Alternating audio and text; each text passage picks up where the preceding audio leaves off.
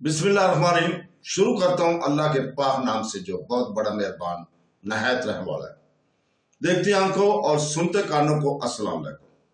बहनों, भाइयों, दोस्तों और बुजुर्गों, इस्लामी स्कॉलर्स की इन मालूमाती वीडियो में आज हम बयान कर रहे हैं फखरुद्दीन इराकी की स्वाने उमरी और इनके मज़ार की तारीख को बयान कर रहे हैं।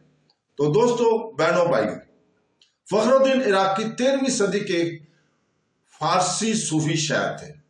वो बुनियादी तौर पर अपने मखलूत नसर और शायरी के काम खान हदाई चमक के साथ साथ अपने दीवान मुख्तसर नज़मों का मजमूए के लिए जाने जाते हैं, जिनमें से ज्यादातर गजल की शक्ल में लिखे गए थे। एक मजहबी और पढ़े लिखे घराने से पैदा हुए, अपनी जवानी के दौरान इराक के रूहानी इल्म की तलाश में कलंदरों के एक ग्रुप में शमूलियत अख्तियार की। वो आखिरकार हिंदुस्तान मुल्तान में पहुंचे, जहां इराकी बाद में बहाउद्दीन ज़करिया के शागिर्द बन गए, जो एक सूफी हुक्म सरवर्दिया के मुल्तानी शाह के रहनुमा थे। 1262 में मौखर ज़िक्र की मौत के बाद इराकी मुख्तसर तौर पर इसका जानशीन बने, लेकिन अपने साबिक आका के बेटे सदरुद्दीन आरफ और इसके कुछ शागिर्दों की हसद की वजह से इसे छोड़ने पर मजबूर किया गया। मक्का की ज़ियारत के बाद इराकी अनातोलिया में कूनिया में आबाद हुए, जहां वो बहुत सी शख्सियात से वाकिफ हुए और मिले, जैसे कि इसके नए सरपरस्त मोइनुद्दीन परवाना, जो मंगोल अल-खज़नात के मुंतज़म थे। 1270 में अपने सरपरस्त किए बेइज्जती और फांसी के बाद इराकी पर इसके साथ ताउन करने का इल्जाम लगाया गया और इस तरह वो फरार होने पर मजबूर हुए। सनोप में मुख्तसर क़याम के बाद इराकी चंद सालों के लिए कैरा चले गए और फिर बिलाखिर दमिश्क चले गए, जहां 1299 में इनका इंतकाल हुआ। दो सूफिया ने मकातब फिक्र उंदलस के सूफी इब्ने अरबी के अरबी बोलने वाले तसूफ और तसूफ के फारसी शायराना अंदाज को कामयाबी के साथ यकजा करके इराकी अपनी तहरीरों को भरपूर और तासराती मंजरकशी देने में कामयाब हो गए। ये एक ऐसा कारनामा था जिसका मुस्तकिल असर था ईरानी रूहानियत पर। इराकी की जिंदगी का बेशतर हिस्सा इनके दीवान मुख्तसर नज़मों के मजबूआ के गुमनाम मुक़दमिया तारफ से जाना जाता है। अगरचे मुक़दमा इराक अहद के इसी तर्ज पर लिखा गया था, लेकिन अमरीकी मौरख विलियम जटक का इस्तदलाल है कि यह 15वीं सदी के आखिर में तारीफ किया गया। मजीद कहते हैं कि एक और मौरख, अगर यह मफरूजा दुरुस्त है तो सबसे कदीम माखज़ जिसमें इराकी का जिक्र है तारीख गुज़िदा मुंतखब तारीखी वाक़यात होगा, जिसे मौरख और जोग्राफिया दान हमदुल्लाह मस्तूफी ने तरतीब दी थी। 1330 में मुकदमा में बहुत सी कहानियां इसके लिए सियाको सबाक फ्रेम करती हैं, इराकी की गजलें, लेकिन तारीखी एतबार से कदर कम है। वो इराकी शायद बाजी पर बहुत ज्यादा तवज्जो मरकूज के मुताबिक फेलवास करते थे। शायद जरूर से ज्यादा एक सूफी रिवाज है कि वो खुदाई गवाह के तस्वर देखने के लिए नौजवान मर्दों को घूरते हैं। बात के ज़राए इराकी के बारे में स्वानी तफसीलात के लिए मुकदमा की मालूमात पर बहुत ज्यादा अनसार करते हैं। इन माखज़ में नफ़ात अशनाई की साइंस शामिल है, जो 1476 और 1478 के दरमियान शायर और हेमोग्राफ जामी की तरफ से मुरतब की गई थी, और हबीबुल सियार सीरत का मंबू मौरख ख्वांदा अमीर ने लिखी थी।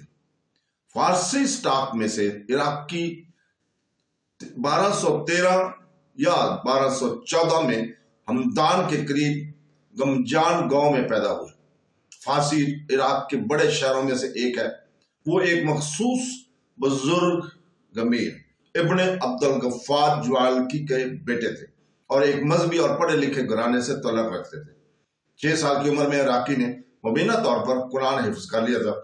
इसके बाद उन्होंने मजहबी अलूम में तालीम हासिल की और 17 साल की उम्र तक हमदान के एक मदरसा मजहबी स्कूल में उस्ताद थे। ایک زمانے میں جب عراقی ابھی چھوٹی عمر میں تفسیر قرآن کی تعلیم دے رہے تھے، قلندروں کا ایک گروہ ان کے درس میں شریک ہوا۔ انہوں نے اسے اپنی تعلیمات کو ترک کرنے اور روحانی علم کی تلاش میں ان کے ساتھ شامل ہونے پر آمادہ کیا۔ آخرکار وہ ہندوستان کے شہر ملتان گئے۔ اس وقت ہندوستان اور پاکستان علیحدہ نہیں ہوتے، جہاں عراقی بہاؤالدین زکریا سے ملے، جو ایک صوفی حکم سہروردی کی ملتانی شاخ کے رہنما تھے۔ عراقی پہلے ہندوستان میں گھومنے کے بعد 2 سال بعد ان کے شاگرد رہے۔ وہ 25 سال تک بہاؤالدین زکریا کے شاگرد کے طور پر رہے۔ آخرکار ان کی بیٹی سے شادی کی اور کبیر الدین نامی بیٹا پیدا ہوا۔ 1262 میں بہاؤالدین کی موت کے بعد عراقی اس کی جگہ حکم کے سربراہ کے طور پر بنے۔ تاہم بہاؤالدین کے بیٹے صدر الدین عارف اور اس کے کچھ شاگردوں کے حسد کی وجہ سے وہ جلد ہی ملتان چھوڑنے پر مجبور ہو گئے۔ وفادار ساتھیوں کے گروہ کے ساتھ عراقی نے مکہ کی زیارت کی۔ جب وہ حجاز میں جا رہے تھے، عمان کے سلطان نے عراقیوں کو روکنے کی ناکام کوشش کی۔ زیارت کے بعد عراقی اناطولیہ کے شہر کنیا گئے۔ وہاں اس نے صدر الدین التقوی کے ساتھ تعلیم حاصل کرنا شروع کی، جو اندلس کے صوفی ابن عربی کے سب سے ممتاز شاگرد تھے۔ اسی دور میں عراقی نے لامت خدائی چمک لکھنا شروع کی، ایک کتاب جس کی صدر الدین نے بہت تعریف کی۔ عراقی نے ساما روحانی کنسرٹ کے سیشن کو دیکھا، جو ممتاز فارسی شاعر رومی نے منعقد کیا تھا۔ مبینہ طور پر اس نے رومی کے جنازے میں بھی شرکت کی۔